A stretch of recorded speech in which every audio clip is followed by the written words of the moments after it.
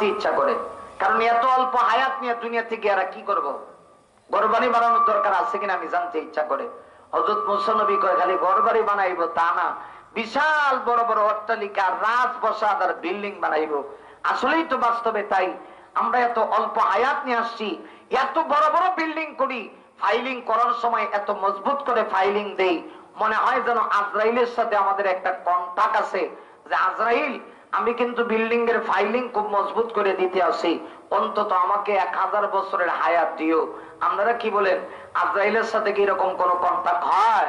তাইলে পৃথিবীর সব কিছুর গ্যারান্টি আছে, হায়াতের গ্যারান্টি নাই। তাই বলি, ও যুবক ভাই, তোমার কানে যদি কোরআনের আওয়াজ যায়, অন্তত আজকে 5 দিন ব্যাপী মাহফিলের সমাপনী আলোচনার সমাপনী অধিবেশনটা খুব লম্বা সময় হবে না, 1টা থেকে 1:30টার ভিতরেই আলোচনা শেষ করে আমি খাবার খেয়ে ঢাকার উদ্দেশ্যে রওনা দিব। অথবা من صام رمضان إيمانا واحتسابا غفر له ما تقدم من ذنبه। প্রথম ধাপে যখন করোনা আসছে, করোনার মাঝে কোনো বৈষম্য ছিল না, এটা সব জায়গায় গেছে। বাপেরও ধরছে, সন্তানদেরও ধরছে, বাইরেও ধরছে, চাচারেও ধরছে, হ্যাঁ, মালিককেও ধরছে, কর্মচারীকেও ধরছে। কিন্তু দ্বিতীয় ধাপে যখন করোনা আসলো, তখন আমরা দেখলাম করোনা বড় চালাক। সেই হুদহুদ পাখি, পানি সম্পদ মন্ত্রী আকাশে উড়ে উড়ে বর্মন বর্মন বর্মন করে আবার সেই ইয়ামনের সাবা প্রদেশে গিয়া সেই চিঠিটা নিয়ে সে ইয়ামন দেশের সাবা প্রদেশের রানী বিলকিসের কাছে গিয়ে পৌঁছায় দিল। সুবহানাল্লাহ।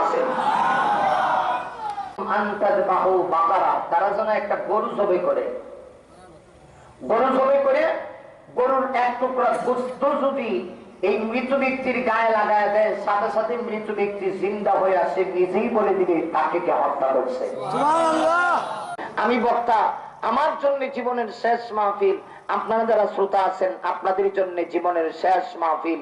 যদি জীবনের শেষ মাহফিল হয়, কিয়ামতের দিন আল্লাহর কাছে সাক্ষী দিবে যে এই জায়গায় বসে রমজান মাসে সারাদিন সিয়াম সাধনা পালন করে আল্লাহর কাছে বলবে, আল্লাহ, আল্লাহর বান্দা গুলি রমজান মাসে রাত্রে বেলা 12টার সময় তারা বসে তোমার কোরআন থেকে কথাগুলি শুনছিল, হতে পারে এইগুলির উসিলায় কিয়ামতে আমার আল্লাহ নাজাতের ফয়সালা করে দিতে পারে। আল্লাহ রাব্বুল আলামিন যাবে, আমিন। আমার ভাই, আল্লাহ নামের জিকির করবে যারা, আল্লাহর প্রিয় বান্দা তারা, আল্লাহর প্রিয় বান্দা যারা, জান্নাত শুধুই পাবে তারা। লা ইলাহা, আরে আওয়াজ করে, লা ইলাহা। পবিত্র কোরআন থেকে কিছু কথা আলোচনা করার এবং শোনার জন্য তৌফিকটুকু দান করেছেন, এজন্য আমরা সবাই খুশিত। আল্লাহ যদি আমাদেরকে হায়াত না দিতেন, আমরা কি আজকের এই মাহফিলে আসতে পারতাম? আমাদের হায়াত যিনি দীর্ঘায়িত করছেন তিনি কে? সময়ের বড় দাম। এজন্য আল্লাহ কোরআনের সময়ের কসম করেছেন, ওয়াল্লাস ইন্নাল ইনসানা লাফি খুসর। কথা কি কিছু বুঝতেছে? কত বছর হইলে বালেগ হইত? 600, 700, 800 বছর হইলে বালেগ হইছে। আরো জোরে কর।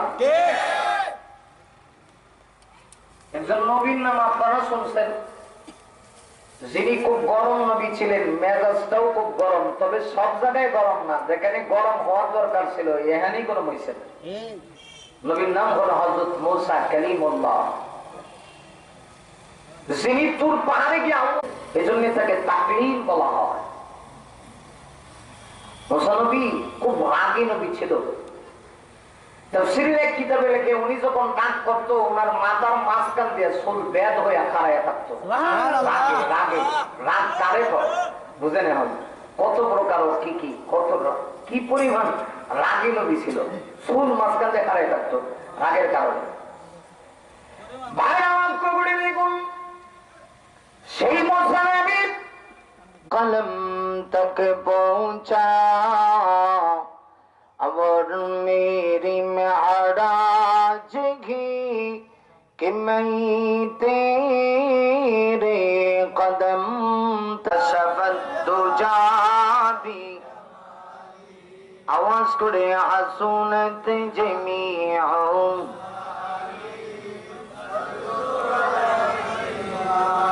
करीम सजाया जमील सियम लबीबुल बदाया शफीउल उमम बलगल बिकमाल माशाल्लाह आवाज करे कशाफत আরেকটু আওয়াজ করে হাসুনত জামিউ খাসা লা ইলাহা মাশাআল্লাহ আওয়াজ করে লা ইলাহা বাম দিক থেকে আওয়াজ দেন লা ইলাহা ডান দিক থেকে আওয়াজ দেন লা ইলাহা